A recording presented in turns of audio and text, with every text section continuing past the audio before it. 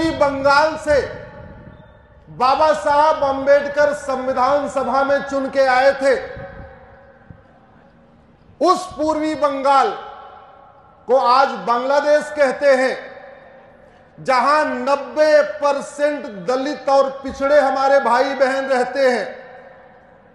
वहां पर बहन बेटियों का बलात्कार हो रहा है और भारत के कुछ पाखंडी जो बाबा साहब को 14 अप्रैल को माला पहनाते हैं, वो बांग्लादेश में हमारे दलित भाइयों और बहनों के हत्या और बलात्कार पे मौन बैठे हुए।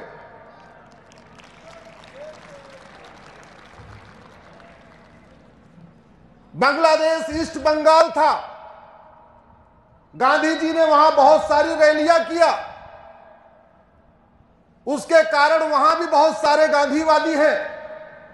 आज बांग्लादेश के गांधीवादियों की हत्या हो रही है, उनका बलात्कार हो रहा है और भारत के पाखंडी गांधीवादी मौन बैठे हुए हैं। बांग्लादेश में भी समाजवादी थे और समाजवादियों का घर लूटा जा रहा है, लेकिन भारत के पाखंडी समाजवादी मुंह बंद करके बैठे हुए हैं। बांग्लादेश में भी वामपंथी थे, उनका भी घर जलाया जा रहा है, लेकिन हमारे पाखंडी वामपंथी मौन है। बांग्लादेश में भी सूर्यवंशी, बांग्लादेश में भी चंद्रवंशी, बांग्लादेश में भी यदुवंशी, बांग्लादेश में भी यादव, पटेल, बिंद, केवट, कुर्मी, ब्राह्मण, क्षत्रिय, वैश्य, दलित सब रहते हैं, क्योंकि 15वीं शताब्दी में तो वहां कोई मुस्लिम था ही नहीं। 15वीं शताब्दी में तो 100% हिंदू थे। हमारे 51 शक्तिपीठों में से 5 शक्तिपीठ बांग्लादेश में है। सुगंधा शक्तिपीठ, अपर्णा शक्तिपीठ, सुरेश्वरी शक्तिपीठ, भवानी शक्तिपीठ और महालक्ष्मी शक्तिपीठ। 5 शक्तिपीठ, एक शक्तिपीठ हिंगलाज पाकिस्तान में और 5 शक्तिपीठ बांग्लादेश में।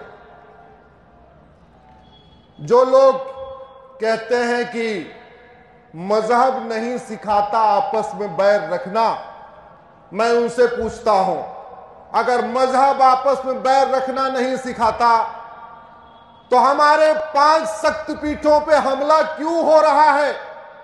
वहां लाउड स्पीकर से क्यों चिल्ला के बोल रहे हैं कि तुम्हारी दुर्गा जी पूजा योग्य नहीं है, तुम्हारे शंकर जी पूजा योग्य नहीं है, तुम्हारे विष्णु पूजा योग्य नहीं है।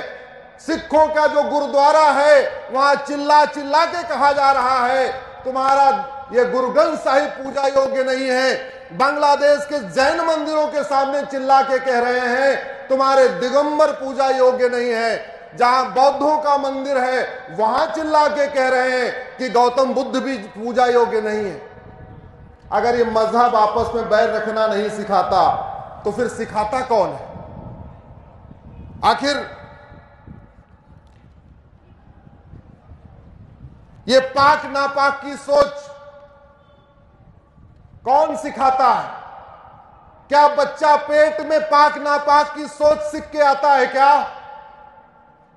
अरे पेट में बच्चा तो बच्चा होता है, बाहर आता है तब उसको पाक नापाक सिखाया जाता है, तब उसको नेक और काफिर सिखाया जाता है, तब उसको हराम और हलाल सिखाया जाता है।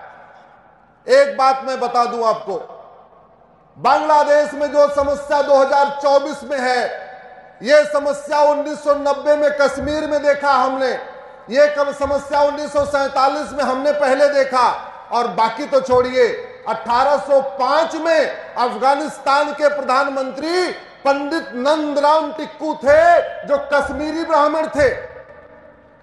क्या पंडित नंदराम ने टिक्कू ने सोचा होगा कि मैं तो प्रधानमंत्री हूं और कुछ दिन के बाद हमें यहां से भागना पड़ेगा और सारा अफगानिस्तान हिंदू मुक्त हो जाएगा? लेकिन जो नहीं सोचा था वो हुआ कि नहीं?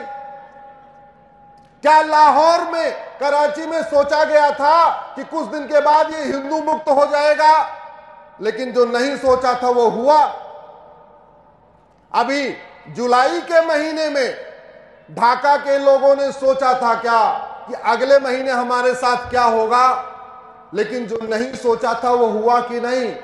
और ये सब जो हो रहा है ये उसी सोच के कारण हो रहा है कि मैं जिसकी इबादत करता हूं वो पाक, जो नहीं इबादत करता वो नापाक। सबसे बड़ा हेट स्पीच यही है, सबसे बड़ा नफरत का कारण यही है। और ये बात तो यहां भी सिखाई जाती है। हमारे यहां भी दिन में 5 बार लाउड स्पीकर से कहा जाता है, अगर कोई राम भक्त कहते कि राम के अलावा कोई पूजा योग्य नहीं, उसके खिलाफ हेट स्पीच का मुकदमा हो जाएगा। कोई शंकर जी का भक्त कह दे शंकर जी के अलावा कोई पूजा योग्य नहीं, उसके खिलाफ हेट स्पीच का मुकदमा होगा। कोई जैन कह दे हमारे तीर्थंकरों के अलावा कोई पूजा योग्य नहीं, उसके खिलाफ भी हेट स्पीच का मुकदमा होगा। कोई शाक्त कह दे कि दुर्गा जी के अलावा कोई पूजा योग्य नहीं, उसके खिलाफ हेट स्पीच का मुकदमा होगा। लेकिन दिन में 5 बार लाउड स्पीकर से चिल्ला के कहते हैं तुम्हारे शंकर पूजा योग्य नहीं, तुम्हारे राम पूजा योग्य नहीं, तुम्हारे कृष्ण पूजा योग्य नहीं, तुम्हारी दुर्गा पूजा योग्य नहीं, तुम्हारा गुरु ग्रंथ साहिब पूजा योग्य नहीं, तुम्हारे पार्श्वनाथ पूजा योग्य नहीं, तुम्हारे बौद्ध पूजा योग्य नहीं। फिर भी इसको फ्रीडम ऑफ रिलीजन कहा जाता है। इससे बड़ा पाखंड और क्या हो सकता है? और इस पाखंड का मूल कारण जजों की मानसिकता है। दुर्भाग्य हुआ इस देश में जितने सुप्रीम कोर्ट में जज आए, इनके पिताजी अंग्रेजों के समय जज, पूरी इनकी पढ़ाई कॉन्वेंट की। जजों ने न वेद पढ़ा, न उपनिषद पढ़ा, न गीता पढ़ा।